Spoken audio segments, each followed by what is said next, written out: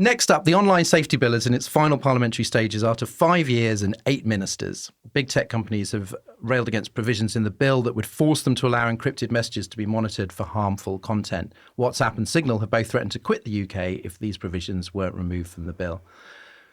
Kyle, there's a lot going on in this bill. Could you sum up sort of the main points in it and what has dropped out of it since it was first introduced many moons ago?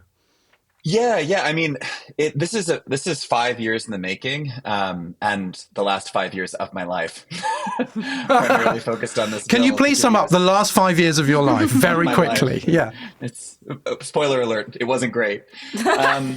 I mean, I think originally what we had in the online safety bill was truly world leading. I mean, it peaked after pre-legislative scrutiny, where you saw a coalescing from the free speech wing of the Conservative Party all the way through to the left, agreeing around what this bill should look like and jointly making recommendations. But as has been the case with so much legislation, it fell victim to the Tory infighting, and it became much more about politics than policy.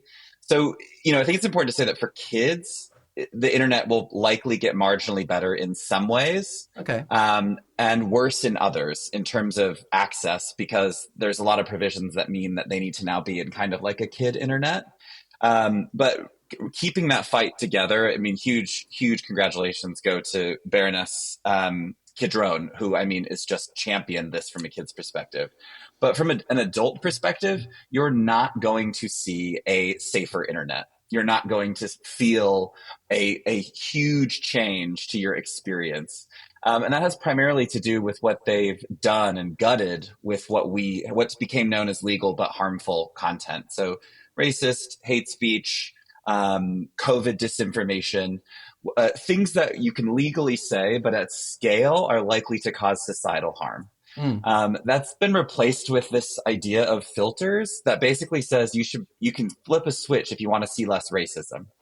Now, there's like several problems with that, right? Like, one is just because you flip a switch doesn't mean it's not there anymore. It's still circulating in the system, and the company's profiting from it, and racists gonna be racist. The second is that the approach from civil society was, okay, if you're going to do that, then at least have them default switched on. But of course, the government didn't even concede that point. So you have to go in and turn it on, which nobody's going to do. There's no individual complaints mechanisms. The transparency reporting is now not required, but can just be requested by the regulator. Risk assessments have been watered down. Nothing really addressing the power imbalances from those users that cause the most harm to everyday users. There are media exemptions. There are exceptions for speech of democratic importance. And all of these things, what they do is they make it impossible for the platforms to operate as a systems-based approach to regulation, right? If it's like the rules apply, except in this case, and this case, and all of those exceptions are actually for those entities that are the most likely to cause harm at scale. Like, I don't know that we'll see anything safer for everyday users, and instead we'll see a two-tiered internet where those most powerful users have the most influence and reach beyond what they already have.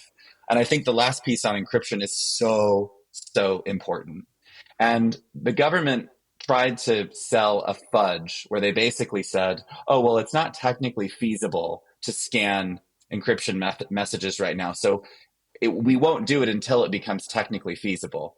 This doesn't mean that they're not going to do it in the future. And we learned that Thursday, when the government, the Home Office announced that a global campaign to keep Meta from encrypting other messaging on Messenger and Instagram.